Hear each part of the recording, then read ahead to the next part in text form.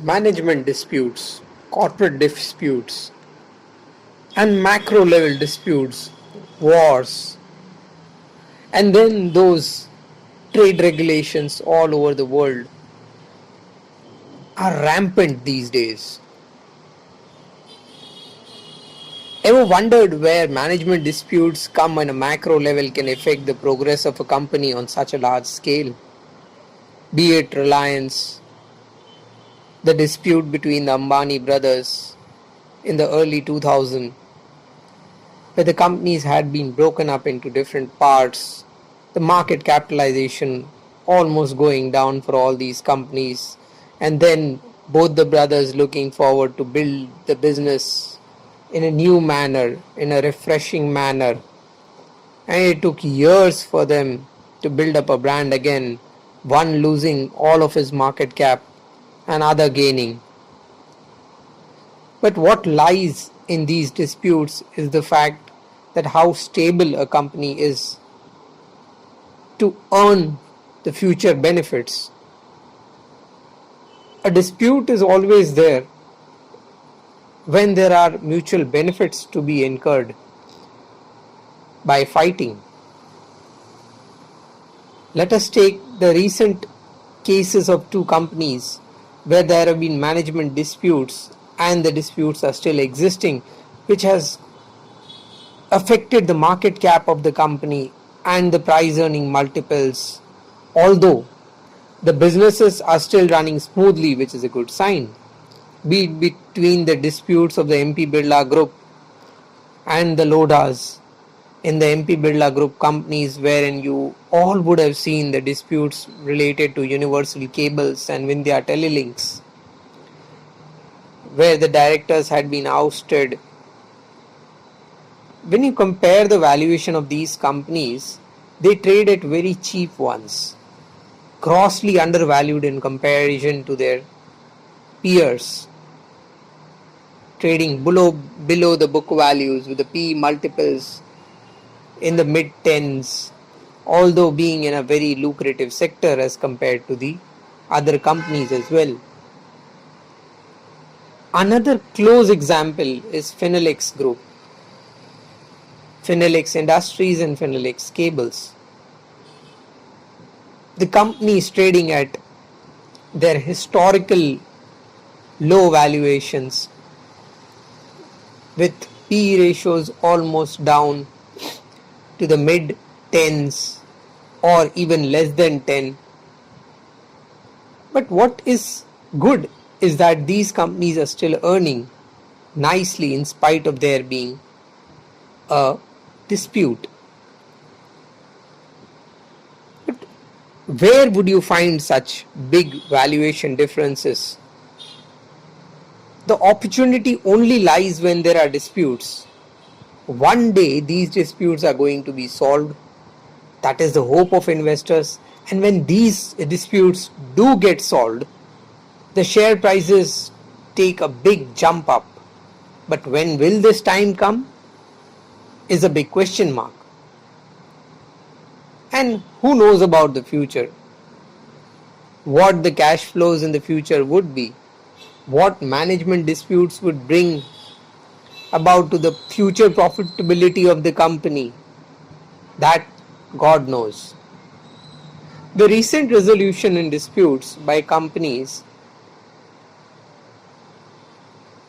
such as Himadri Chemicals did bring out a big positive for the share, although the valuations were close to book value when the disputes were yet to be settled. And when the disputes got resolved, the stock price took a thump up of almost double the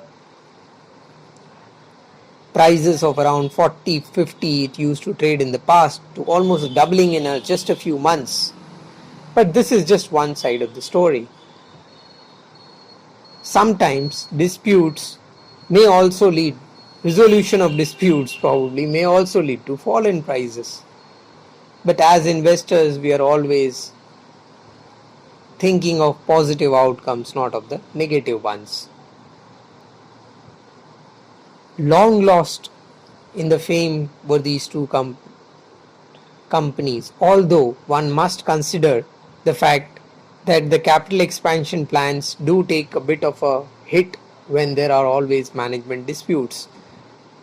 Whatever is running will be running at the same speed as it used to be, and then the management can't make a better decision for the further progress unless there is some sort of an internal settlement between them. Few years back, the Tata Group also had been through the same dispute when the Cyrus Mistry and Ratan Tata dispute came on papers. At that time itself, the market capitalization had been taking a hit.